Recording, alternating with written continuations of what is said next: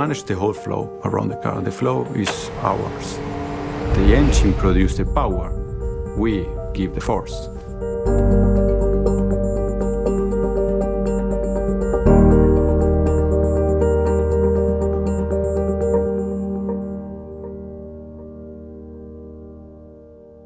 Aerodynamics is about the efficiency. Not only a streamlined vehicle, a streamlined shape, a penguin, but if you want to have very fast corners, you must have downforce. That means you need to apply a lot of forces on the tires so as the car sticks on the ground.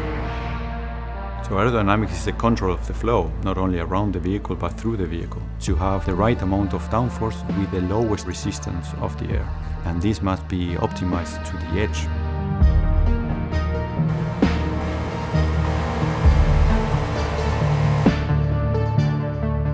Yes, the beginning was the engine, and the car grew from inside to outside, from the heart to the outside, to the skin.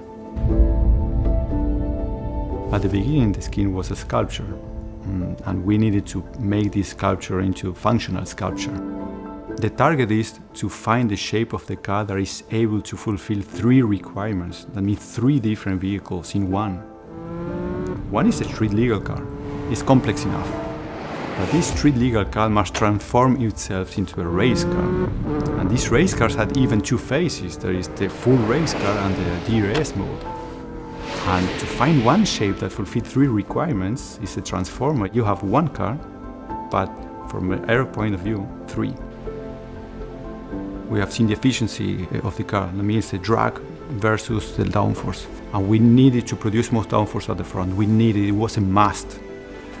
But the only way to do that in an efficient way was opening the fenders at the front, opening with louvers. The discussions with design, they were not easy. That's why we needed to show them something so that they start believing. That's why, for example, we took the design model and we just put it in the wind tunnel. We didn't have even one simulation, but it was possible to say, design, I take your car, I put it in the wind tunnel, and I show you where the problems. After this, they understood what I need. They didn't like it, but they developed themselves, and we developed ourselves to make the best solution from the vehicle. And design did a great job to integrate all those technical requirements underneath this skin. Compromises, we don't know compromises. We don't have the word in our vocabulary. We build up the car together.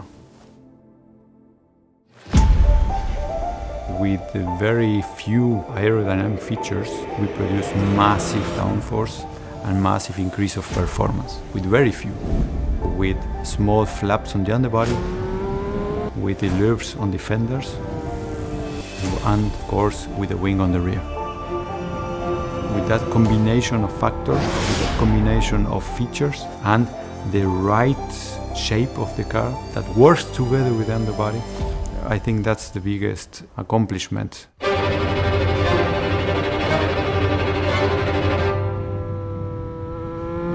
What all drivers will notice is the right balance of the vehicle. Because in the 3 modes, the car had the right balance, the right amount of downforce on the front and the rear axle. And this is what the drivers are feeling.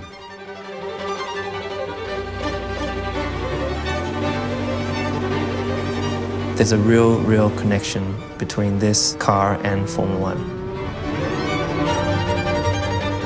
When you put it in proper sports mode, the car lowers down for top speed, reduces drag, but then gets the car nice and low like a Formula 1 car.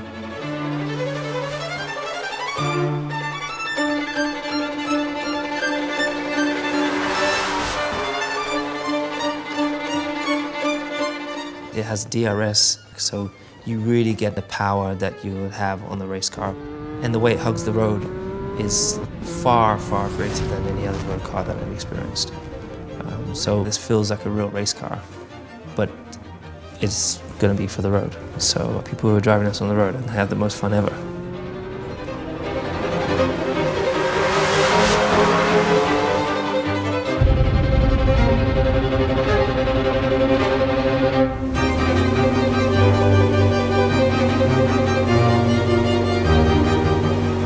This aerodynamic development is like an orchestra, it's like a big symphony. Every single instrument must hear the other one. The combination of all of them, they produce this symphony. The air is like music. It had many faces. It won't ask you before. It will just surround you. Now, aerodynamics is one of the composers, but the conductor is the driver.